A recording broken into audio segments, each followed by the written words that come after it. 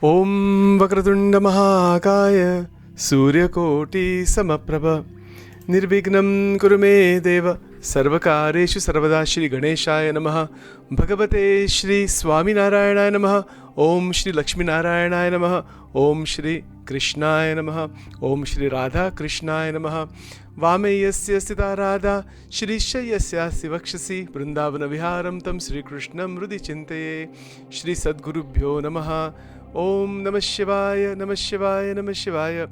Om Trambakam Yajamahe Sugandhim Pushtivardhanam Urvarukamiva Vandanan Mrityor Mukshiyamamritat. Om Sarvamangalamangale Shive Sarvartha Sadike Sharanye Trambake Gauri Narayani Namosute. Om Aim Reem Klim Chamundaye Viche.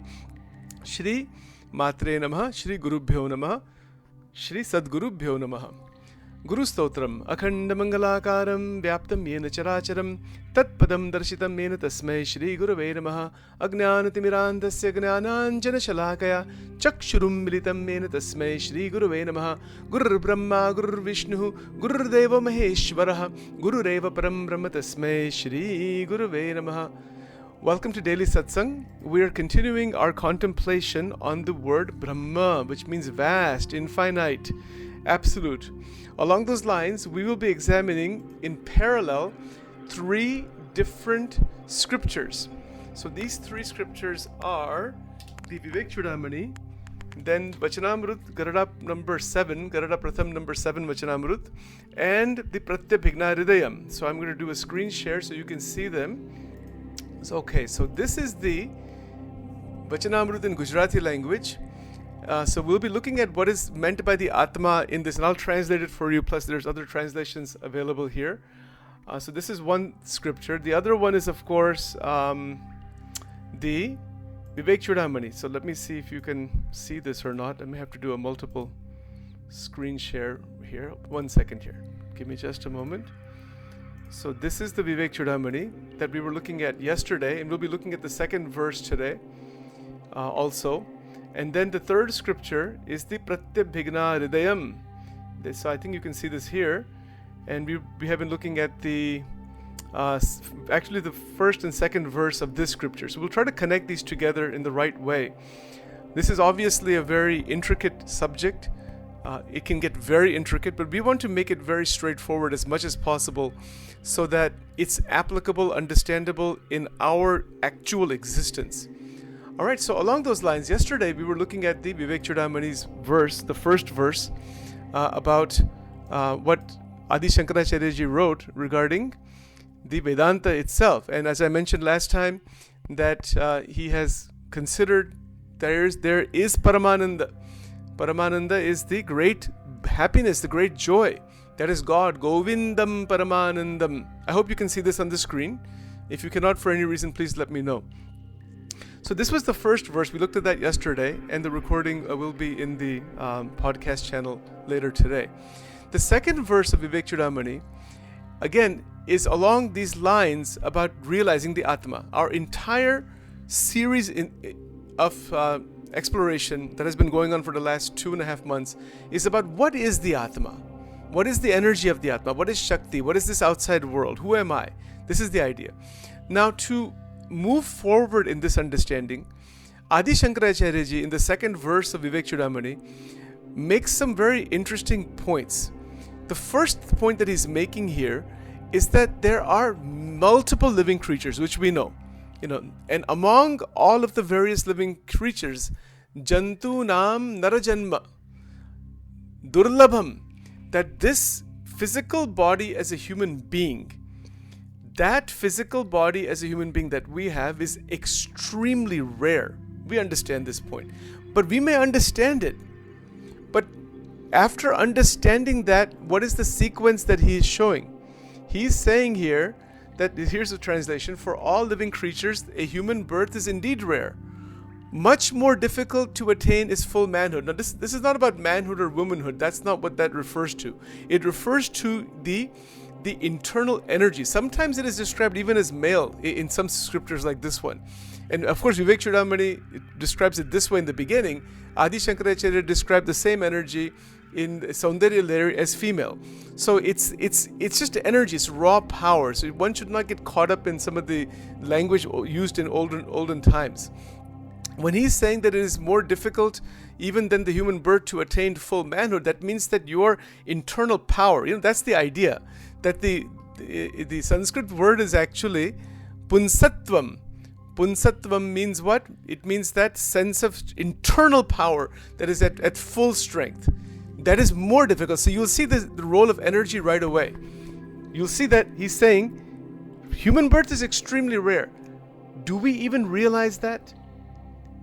We take our life for granted. Oh, I have a mother, I have father, I came in this life, here, there.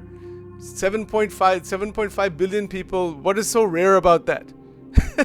This is what we think. What is so rare about this?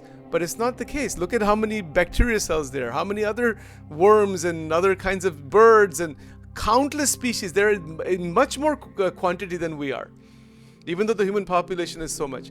The point is, Adi Shankaracharya is asking us to first recognize the significance, importance, and the absolute rarity, the preciousness of the human body. Very, very significant. That's the foundation. Without this body, nothing is going to happen along the spiritual realm. Whatever the Atma is, it will remain dormant in Mool Prakriti, in Sushupta state. It will not find anything itself. It is just dormant. That's all. It is trapped inside that dormancy. So to come out of that is why the creation occurs. And in that state, the human being, human form, is the most extraordinary creation of God. भगवान ने जो मनुष्य जन्म दिया है वो भगवान का बड़ा आभार है. It is the greatest kripa of Paramatma that this human body is given to us. It is written in our scriptures, in the Indian scriptures, that even the devatas and other higher beings, they are standing in line to become human being. Why is that? Why should the devatas also want to become human being? Because it is in the human body that the full sadhana can be done to realize the ultimate truth. The other bodies are there, devatas and other things, but they don't do much sadhana. There is bhog bhumi. If you have a body that is fragrant and you're just enjoying constantly, what sadhana you're going to do? We see people like that in this world also, right? They're just enjoying the material world. So they're not doing any sadhana, even though they may be very healthy, very strong, very wealthy. They have a lot of friends and lots of other kinds of vaibhav, but they're not doing any sadhana. And on that point, Adi Shankaracharya has written a verse also. It is Shariram surupam sadaroga muktam yashascharu chitram dhanameru tulyam guru randri padne manashena lagnam tata kim tata kim tata kim tata kim. What does it mean? Shariram surupam. You may have the best body, the highest form of the body, like in the human frame. Very, very attractive body. Shariram surupam sadaroga muktam. That means completely free of diseases, psychological and physical. Every kind of disease is not there. No disease. Highest level of health.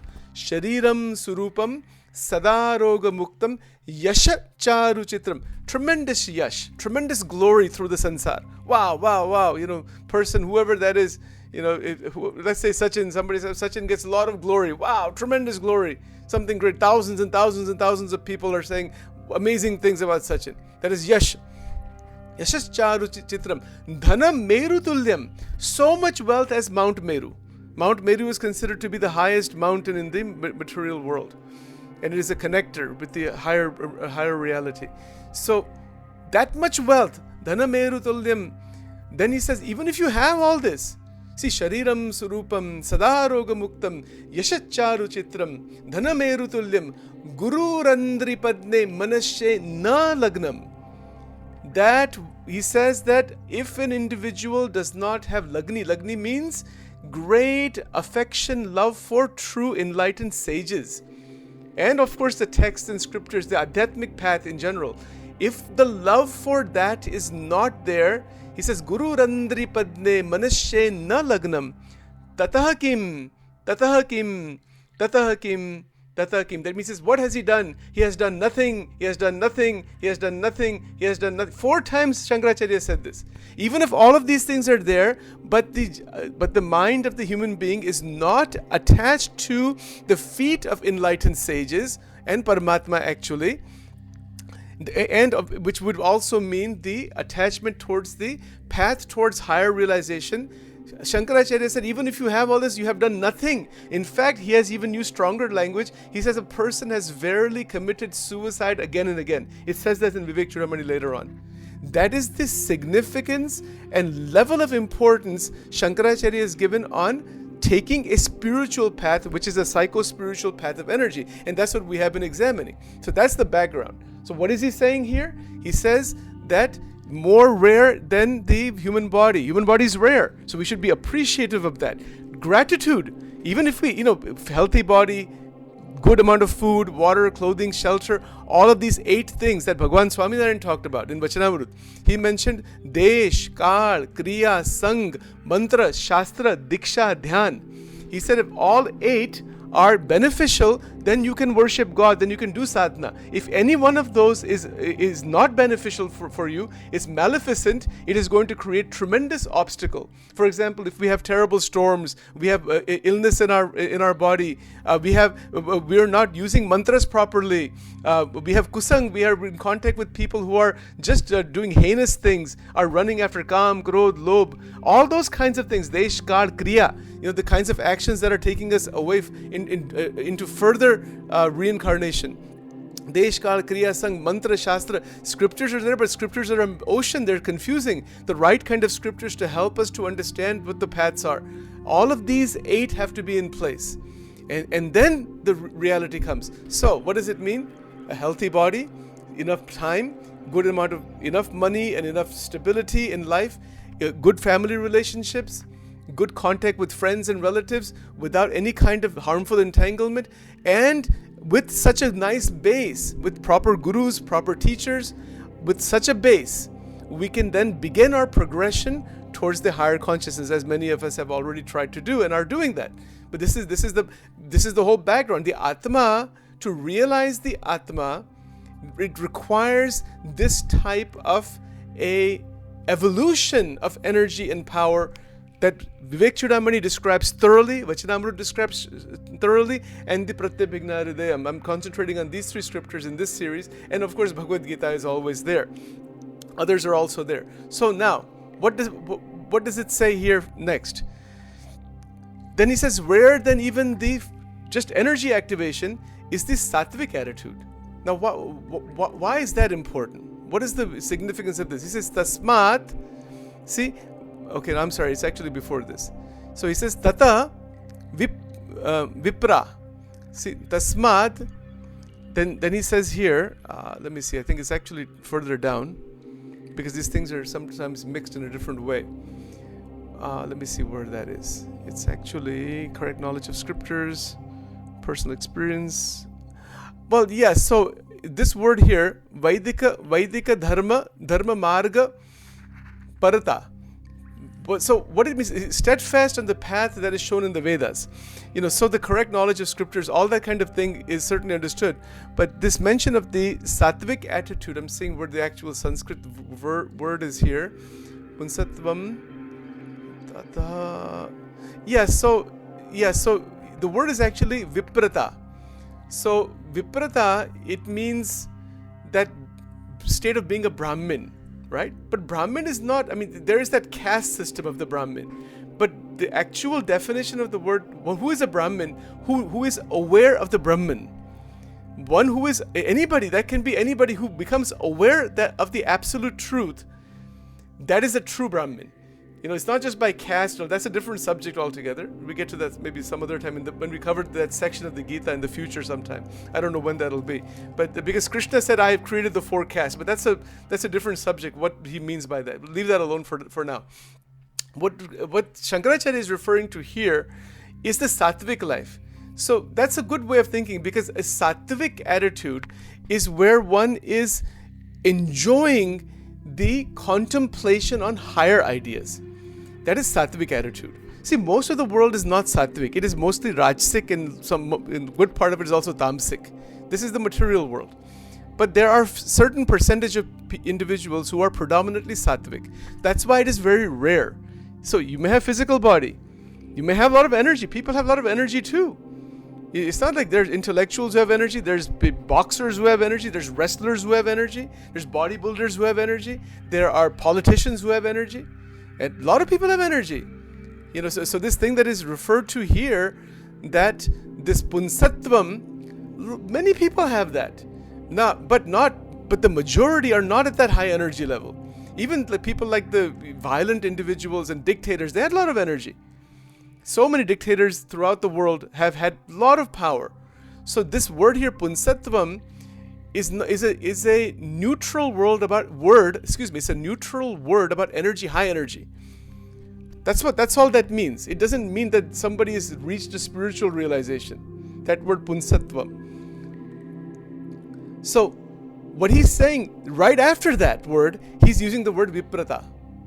Means that you may have energy. If you have this great energy, learn how to utilize that to develop the sattva gun.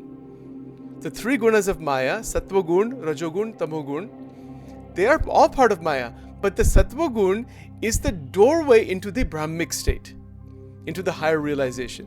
Why is that? Even though sattva gun is in Maya, then how can we say it is a doorway?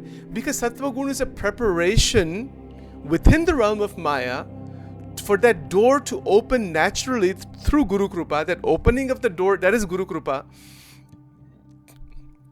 into the Brahman, meaning that where the Jivatma realizes, oh, I am this Tattvamasi, I am this divine being, not this flux of the mind and not these Panchakoshas and all that thing. That's not who I am. So that doorway opens right here. We can see that it opens when full energy activation is present. And we can see that in Shankaracharyaji's life also. We can see it very clearly. He wrote tremendous amount of literature in Sanskrit. He built 4 ashrams actually. He established 4 Guru Paramparas. He saved the Sanatana Dharma, saved the Vedas. And he only lived until age 31 or 32. But in that short time, phenomenal work was done. How was it done? How can it be done? Only when there is punsattvam, energy. Tremendous power, tremendous strength, tenacity, a vision for the world, a vision to save humanity from ignorance. So many things. It's a phenomenal level of clarity. Others have had it too.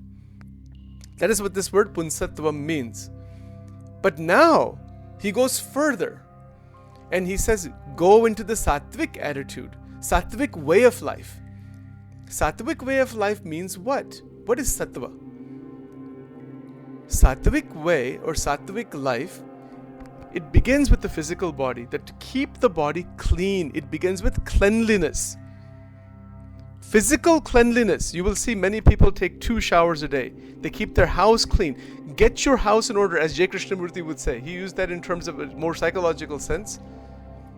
If you look at our home, if I look at my house, even my condominium that I have here, whatever I have, is it exactly the way it should be? And I don't mean hyper-perfectionism, but the greater the order externally, to that extent the mind is prepared for order. See, so the sattvic life begins with cleanliness. Getting rid of all the junk from the house. Eating food that is freshly prepared as much as possible. Sometimes we eat frozen things and all that, no doubt. But the freshly prepared food is the best because it carries a vibration that is sattvic. Sattvic food meaning what? The Bhagavad Gita also describes food in these 3 ways: sattvic, rajasic, tamasic. So sattvic food is that food which is going to keep the body and the mind in balance and prepare the mind. It's a preparation through neuroplasticity within the brain to prepare the mind to receive Brahma Vidya. Brahma Vidya is no joke. We can read the Vivek Chudamani. We can read all kinds of scriptures. I've been reading them for the last 30 years. That doesn't mean anything just because you read them. You hear, you forget. So what if you read? Even if you remember them, so what? That's fine. It's all good things, right? But that doesn't mean there's realization. There has to be preparation for realization. Without the proper preparation, there will not be realization. There will only be intellectual understanding of various types, which is okay. Some intellectual knowledge is there, maybe even exposition. So many things the mind can do. But that doesn't mean one is realized. The point here that Shankaracharya ji is making is that get into the sattvic life fully, and that begins by cleanliness, keeping the body very clean, keeping the house clean, keeping our cars clean, keeping our life clean. Now, what is cleanliness? See, this is not a small thing to understand. Just like when we brush our teeth. Why do we brush our teeth in the morning? Some people brush their teeth every time after they eat a meal. Then they wash their mouth. I don't mean like obsessively. In some other countries, they brush more. Some people don't brush their teeth at all. Maybe they only brush their teeth only once a day. There were times in various villages in India and other places, people only took a bath once every 6 months. It's crazy things are documented. You can't imagine. You say, how is that even possible? You see, so cleanliness is next to godliness. It leads to godliness. So physical cleanliness, extremely important. Extremely important. That is the foundation. As much cleanliness as there can be in the home, in the refrigerator, small things. We think, we just take it for granted. Okay, this some shirt is just hanging somewhere. See, even someone like Sadhguru, who is a famous guru in the world now, he mentioned something beautiful. I'm giving it as a reference. He mentioned very beautifully that if you take a small piece of napkin even, and if it's crumpled up and kind of just, even if it's washed, it's crumpled up but not folded properly, and it's just placed in your closet, it carries a distorted energy. A piece of cloth carries a distorted energy. It is no longer in the sattvic mode. Because when we look at that, our mind resonates with that distortion. See how much particularity is needed to reach Brahma Vidya. Brahma Vidya koi khel nahi hai. This is not some walk in the park and we just talk about Brahman and I am everything and I am this and I am that. It's not like that. There has to be tremendous preparation to receive that highest truth. And that preparation begins by getting everything in the right place so that the mind can develop Sattva Gun. And as the Srimad Bhagavatam says, which has 18,000 scriptures, 18,000 verses, it says Sattvam Yad Brahma Darshanam. You will see in the life of Bhagavan Swaminarayan, as an example, and much of my focus tends to be on Maharaj's teachings, he has emphasized this point right from the beginning. At the time that he was living, at that time in Gujarat, there were people he came across, so many like this, in the thousands, who were not even taking a bath, who did not see the importance of bathing daily, who were not even keeping their body clean. And he was able to transform them into the highest realized individuals. There were criminals and dacoits and all kinds of people he came across. And other sages have also done that. They were able to transform them. They were able to awaken them. And it begins with cleanliness. The physical cleanliness is the first thing. Now, you will notice what happens throughout the day. As we are moving throughout the day, we are not able generally to maintain that sattvic mind. Maybe in the morning, we do our meditation morning and everything. At some point, that mindset changes into Rajogun. Then we feel tired a little bit. There's a change. We go through these cycles. Yes. Nonetheless, the mental state of Sattva Gun can remain predominant in time. Now, I just want to clarify and make sure this is clear. I've said it before. These gunas means qualities. It doesn't mean sadgun. Remember, that word gun means quality. So when we say satgun or sadgun, that means divine quality, divya quality, like compassion, gratitude, bhakti. These are divine qualities. These gunas, sattva gun, rajogun, tamogun, these are the experience for the jivatma, for the experiencer. That experience is created by God within the experiencer, within the Atma, as the expression of the causal body, the Karana Sharira. So the three gunas are the interaction between the causal body and the outside world and the human body. So through the brain-mind complex, the outside world, and the causal body, that is that is covering the Atma, that interaction are the three gunas of Maya. That is a technical way of understanding this. And I have checked this out. This was in my mind many years back. So I checked it with many sages, different pandits, different people who are well versed in these things over many years, that this is the right explanation. What these gunas are, we say it's Maya ke gun, Sattva gun, Rajo gun, Tamo gun, but what are they actually? Are something physical you can see? It's not like that. It's actually our internal states of mind that are generated because of the interaction, due to the interaction of the causal body and the external sense impressions, the external world. And that's where the cranial nerves come into play, and all the different mechanisms within the brain, and all of that stuff that is in neuropsychology and neuroscience and all that. That is what we have discovered externally, but this is an internal discovery of the rishis. The three gunas of Maya is an internal discovery, and it is for us to discover it. We don't have to go far. How do we discover this actually? How do we know that there is a Sattva gun, Rajo gun, and Tamo gun? We discover this by recognizing what we are experiencing in the present.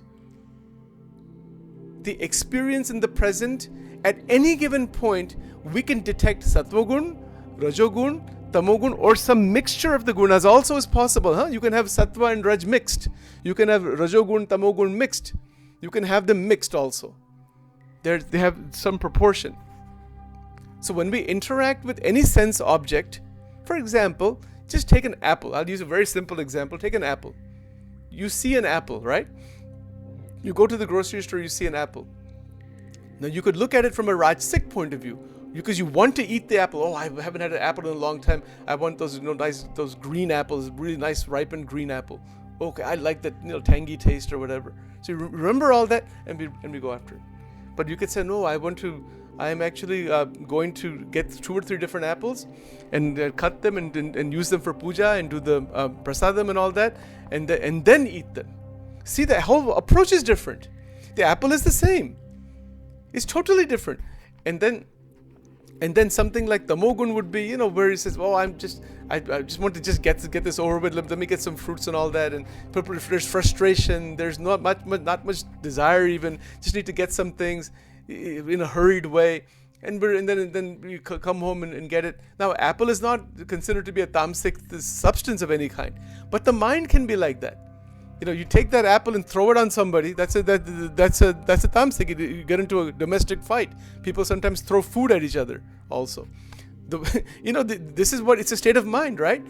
The point is that our detection of which guna is active at any given point is possible in the present, and that detection is Guru Krupa.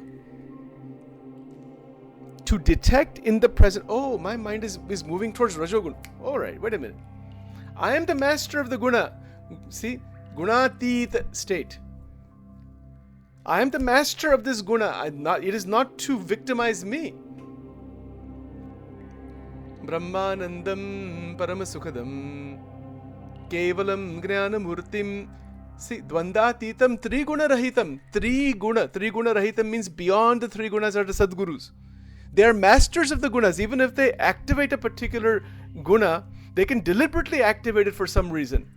Which is exactly what Sri Krishna is teaching Arjuna in the Gita. He's saying you fight the war. You have to activate your power to destroy the enemy. But by remaining in the gunatit state, you realize that you are the Atma, you are the Brahman, you are the Akshara, you are the higher intelligence. Once you realize that, through that, one can deliberately activate the energy, internal energy, for some specific purpose, for the cause of dharma, for the benefit of the world. Arjun didn't want to do that. Arjun wanted to become a sannyasi. He just wanted to go into the cave somewhere, whatever. And he gave so many arguments. But Krishna said, no, you have to get up and you have to fight. And then you decide what you want to do. And at the end of the Bhagavad Gita, in chapter 18, he says clearly, Nashto moha smritir labdva. My moha is gone. The delusion is gone. And I'm ready to engage in the war. Now, he could have engaged in the war through anger.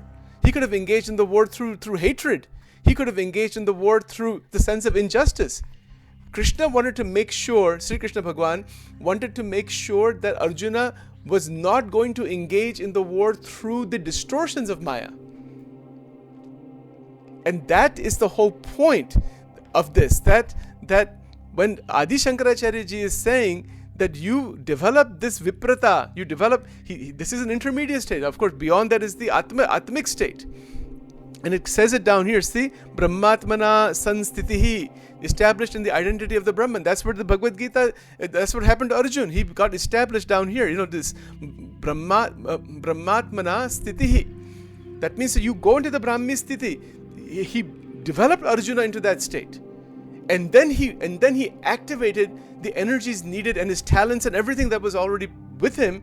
But he activated all of that without any ego, without any sense of me versus you. None of that was present. And then through such an amazingly awakened state, he performed the best of his actions and destroyed the enemy. That's physical. That's a physical war he had to go into. So what does it mean for our life? We have so many physical things to do in our life, so many situations we come across. But can we face them in the Gunatit state? To start with the fact that I am even beyond the Sattva Gun. But to go beyond the Sattva Gun cannot be done through effort. That is done by Anugraha Krupa. No human effort of any kind can take anybody outside Sattva Gun. A human effort stops at Shuddha Sattva Gun. Beyond that, and this is non-dual Shaiva Tantra, this is written in the Pratyabhigna Hridayam, this is written in Bhagavad Gita, this is written in every scripture, Vachanamrut, everywhere. The Bible also, primarily even in the Bible. Self-effort takes you only to a certain stage. Then you have to ask God, who is beyond Sattva Gun, to bless you, to come to you, to take you out of that Sattva Gun, to have that special Krupa, Anugraha, on the devotee, to elevate the devotee into Gunatit state. And the difference between Shuddha Sattva Gun, which is the highest level of purity of the mind, and the Gunatit beyond Sattva Gun is like the difference between one bacterium cell and a human being. How much difference there is between one E. coli cell, which is living in our stomach, compared to who we are. Even more than that difference, 100 times more even than that. Gunatit we cannot imagine. Infinite universes are available to see in the Gunatit state. All you have to do then, if a Gunatit saint is there, for a moment, they just close their eyes for 2 seconds, whole reality opens up. Because they want that, they can see. It's not they want like through the ego, it's available. That intense opening is available. Read Yog Vashishta. If you look at Yog Vashishta, which is called Maharamayana, it's not the story of this Ramayana. It is a very high level conversation on Vedanta between Vishishta Muni and Bhagwan Ram. And that is one of the highest level of Adhyatmic scriptures in Advaita Vedanta. And that's what it's all about. And in there, these things are described like this, that the rishis can see infinite Brahma, Vishnu, Shiv. This is written inside there. Infinite universes can be perceived. We are not even able to see what is behind the wall, behind one wall. How can infinite universes go beyond Sattva? You cannot go beyond it. You can make your best efforts up to highest level of sattvic attitude, approach, sattvic attitude, sattvic life, sattvic mindset, everything. Sattvic food, sattvic living, getting everything in order, as I was mentioning. You can do all that. But it's not going to happen without grace, and that grace only happens on that individual who has preparation and who only wants that. If the devotee or the bhakta or the mumuksha wants anything other than Brahma Vidya, he'll not get Brahma Vidya. It will never happen. That's why the humanity is not enlightened, because it wants everything except Brahma Vidya. And those people who even want Brahma Vidya, they don't know what it is. And if they do want it to some extent, they don't want only that. See, in the Bible it says, love thy Lord with all thy heart and lean not on thy own understanding. This is in the Bible. He says, you with all thy heart, completely from the inside, love God, 100%. Not 99.99999. 99.99999 is the same thing as 1. It's the same thing as 1%. It's still within the realm of Maya. It may seem like somebody is very, very high level and elevated and knows so much and this and that and all that. No. The ego comes back. There are so many examples. And Tulsidas ji has written this thing. In Ramayana, Tulsidas ji has written, Kanaka tajo, Kamini tajo, tajo dhatu ko sang, Tulsi lagu bhojan kare jive man ke rang. That's the problem for, quote, sadhus. I cannot say that use the word sadhu or saint. We have to put in quotation. It seems like sadhu or saint. It's not the case. How dangerous it is, because all it takes is for one person to say to someone who is completely controlled from within and seems to be very elevated, but is living on some ego current. Jive manake rang, kanakata jo, left the money, left the house, left the family, left even eating small amounts of food in the wooden bowl, leaving all people, bahut bade mahatma hai, bahut bade mahatma hai, bahut bade. See, this is the thing. This non-dual Shaiva Tantra totally rejects this idea. It says people who are doing this, they're going to be trapped inside their Shushupta Vasanas. It doesn't mean that sadhana is wrong. That sadhana has a purpose. If you can get to the state beyond the ego and recognize your ego and let the ego go through those difficult sadhana, it's fine. But why do you have to go through these intensely crazy sadhanas? Why not simply recognize the ego, the ahankar, and turn it over to God? That's what Bhagwan Swaminarayan, he mentioned this beautifully. He says, take the ego and Allah and give it sacrifice it at the feet of God. This is what the human being never wants to do under any circumstances, is to sacrifice the ego, because the ego has its own agenda. It wants the experience of Rajogun, Tamogun, and even the Sattvagun through its ego, and it's craving and running after that experience. So it's not able to sacrifice itself. It never wants to sacrifice under any circumstances. And anybody who truly does that will realize Shivoham, Shivoham immediately. There's no factor of time even. It doesn't mean sadhana is not done and all that. We do everything. It doesn't mean you're rejecting the external world also. No, not at all. As I've mentioned with the Pratyabhigna Hridayam, it's already clear the external world exists. Everything exists. But to see it as a play of energy, as Chit Shakti Vilasa, that's a different matter. Then that is a Leela, that is a glory of nature and of Prakriti. But to be trapped in it through our ego is the most disrespect of Prakriti there can be. How terrible that is. Then who are we harming? The ego causes damages to the jiva. Jiva in the sense it entraps the jiva. Again and again. How does it entrap? I'm going to show you very quickly in the Vachanamrut what Maharaj has written here. Just a moment. All right, hold on a second. I got to find that thing now. Where did it go? Okay, it's actually over. Wait a minute. That's not it. Just a second. Here it is. Okay, so this is in Gujarati, but I will translate it for you. So this is the Vachanamrut, and it's called Anve Vyatireknu Vachanamrut. This is the Gujarati language, by the way, so I'll translate it for you. I'll speak the Gujarati language, and then I'm going to translate it for you.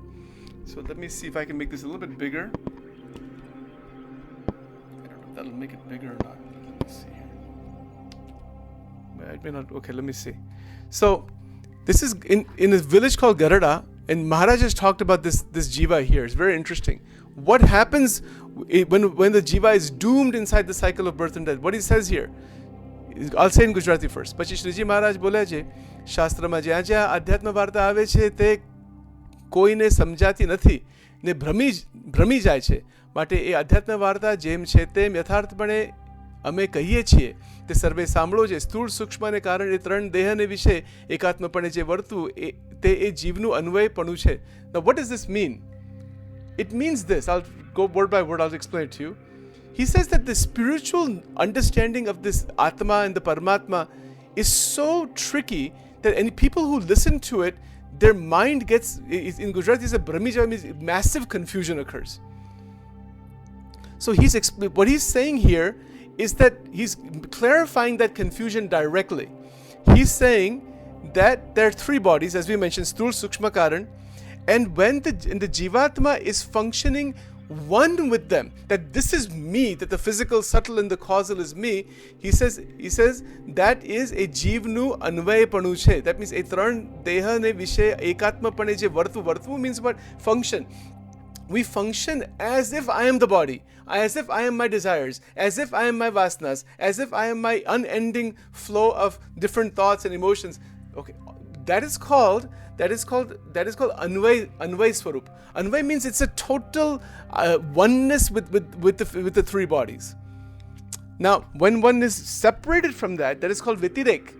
Because now what happens here, it says here further, in this Anvay state, and I'll stop the screen share here just a moment. In this Anvay state, in this identified state, what we have is a human being that when the body goes away, immediately goes into rebirth. Immediately rebirth. So to accept the fact, based on the great sages' utterances, realization, that this rebirth phenomena will occur. And is that what we want? Because if we are continually identified with our vasanas, our desires, our limitations, then the Jivatma is going to go wherever that limitation is, wherever our sanskaras take us, wherever our state of mind takes us. If it's with a particular family member or particular other vasana or some other kind of thing that is there, wherever our deepest attachment is, that is what is going to generate the next life. So all the scriptures are actually saying, become completely absorbed in Paramatma. Yes, we love family. Yes, we love the world. Yes, we love everything. That's not an issue. There's no question about that. But to not get ensnared inside attachments in such a way that one is completely lost inside the samsara. You see, now, again, if you look at this point in the Pratyabhigna Hridayam, you can see this. I'm going to just quote a paragraph here for you. That when we are awakened in this world, we recognize that there's tremendous power awakened for the Jivatma. That power will be active for rebirth again and again and again and again and again. So this is actually the first verse of the Pratyabhigna Hridayam. Okay, so we talked about this before a little bit. But now I'm going to just go to this particular paragraph. For when the chitti emerges, the world awakens and becomes existent. That's the whole point. For the baby that is baby that is born, but that Jivatma came into the mother's womb, or somehow through there the physical body, subtle, causal, are developed, and then they awaken. So the world flashes into the awareness of that embodied soul inside the womb of the mother. We think that the baby is born in the world. Folks, that may not be actually the case. The world is flashing as an experience for the Jivatma, starting in the womb of the mother and then beyond. Wow. What an understanding this is. That the world is flashing. It is a creation of the Paramatma for the Jivatma. Because of its vasanas and ignorance and attachments and everything else, that it is created. It is not that the Jivatma is entering into the world is created around the Jivatma. From our point of view, we feel that the Jivatma is coming into the world. Baby is born in the world. That's how we see some, go to a delivery room at Christiana Hospital, you see children are being born from the womb of the mother. That's what we see. From our point of view, that is correct. But from the Atma's point of view, that is not the case. The physical subtle bodies and the physical and subtle body plus the external world is an emergence that is becoming existence through Chitti Shakti.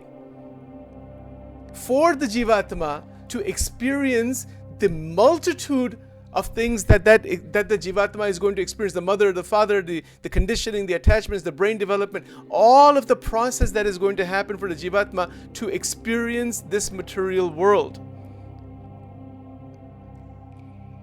And that is true for the cosmos as well.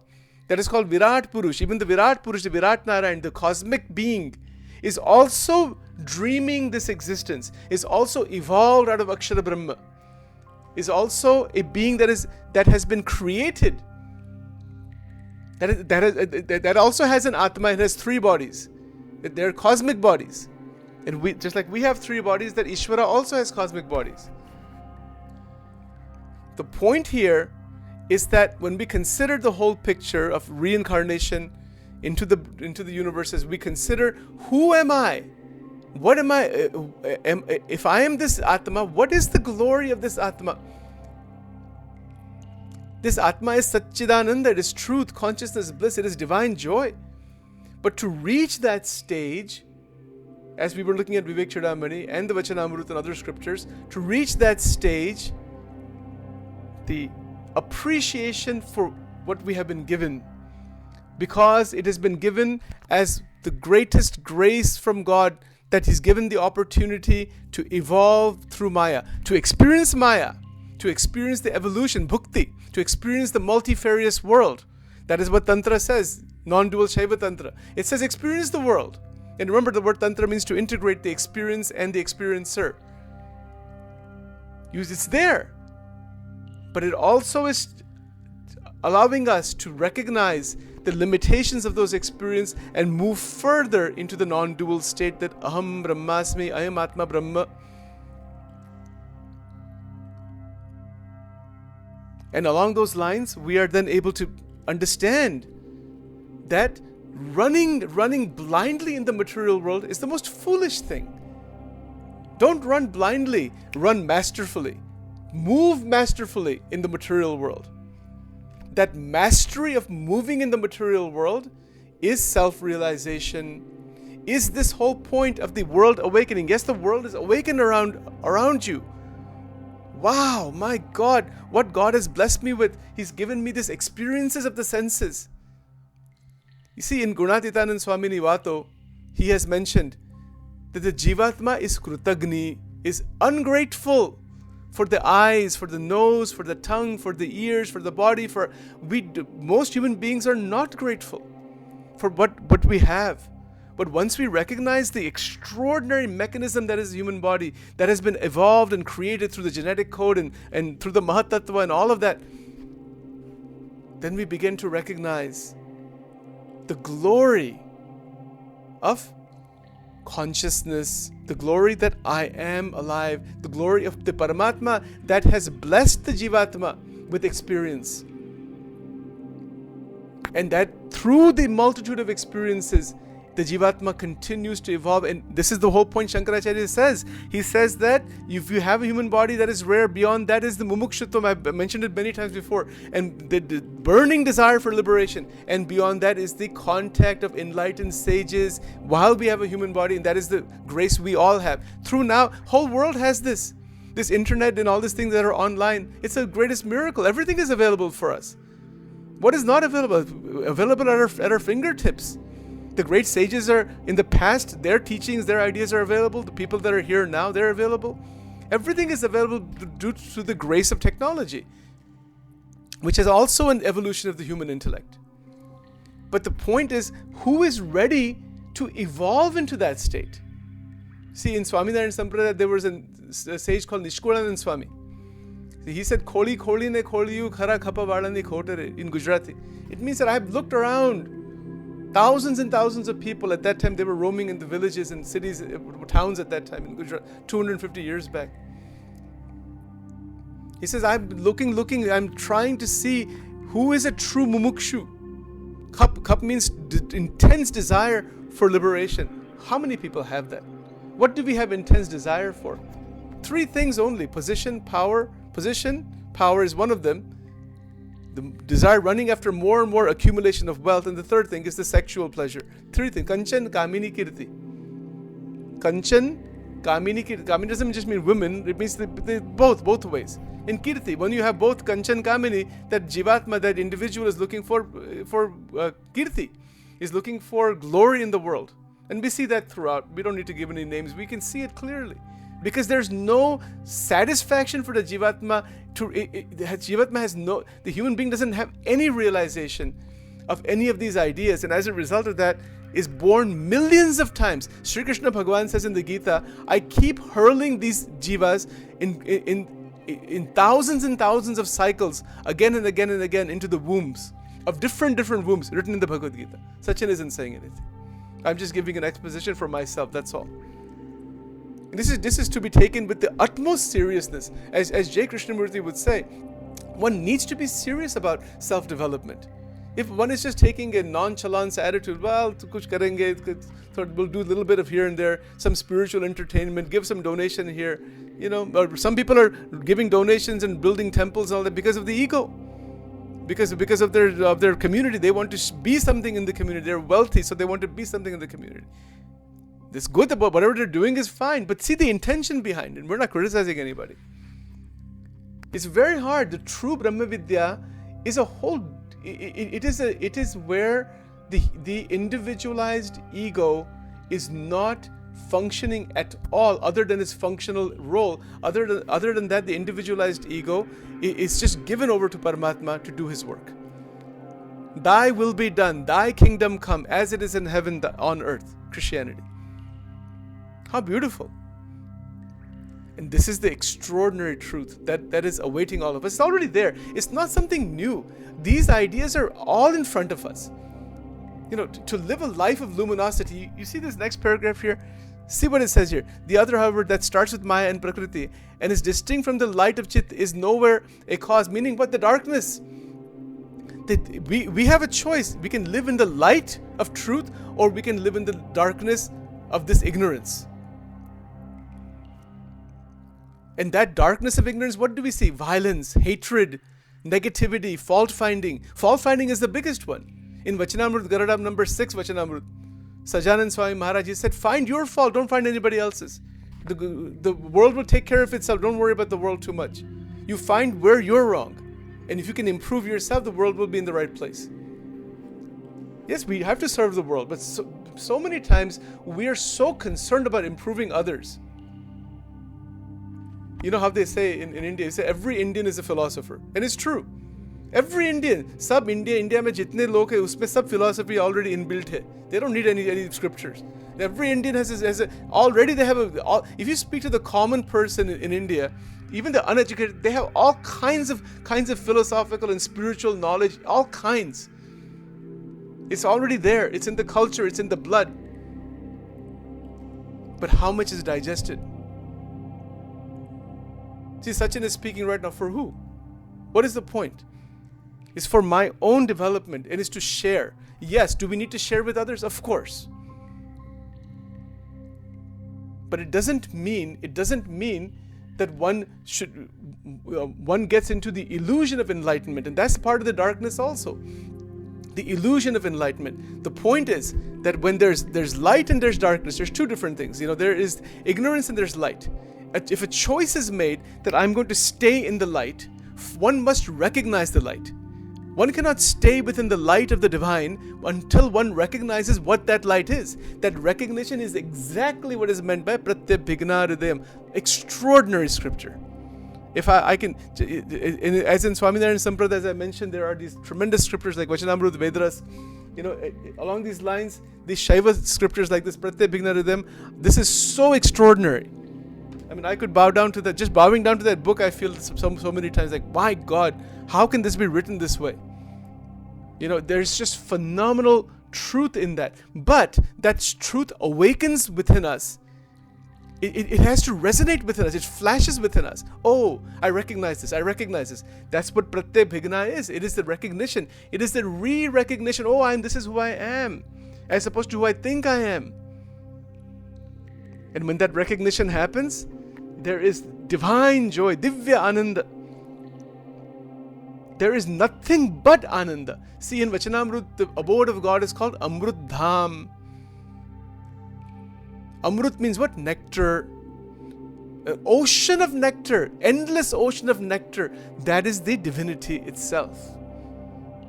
How much? Where's the end? There's no end to this. This is the beauty. Hari Ananta Hari Katha. The beauty of spiritual contemplation is that it is beyond time. Yes, we have to keep some time restrictions and practically in terms of our living in this world. But the joy that we get in going into this again and again and again, we feel like going again and again. That is because there is a timeless state beyond all of the limitations. And we get some glimpse of that. We tap into that, and then we remain in that. And each moment, each day is a symphony. Notice the word symphony. It is a symphony of extraordinary, harmonious, diverse, interactive experiences. That is a symphony. Just as you have a symphony with 100 instruments, everyone, but there's a conductor. Who is that conductor? That is God, that is the Guru, that is the Paramatma. He is the conductor. There are so many flutes, but there's one flute player, that is Sri Krishna.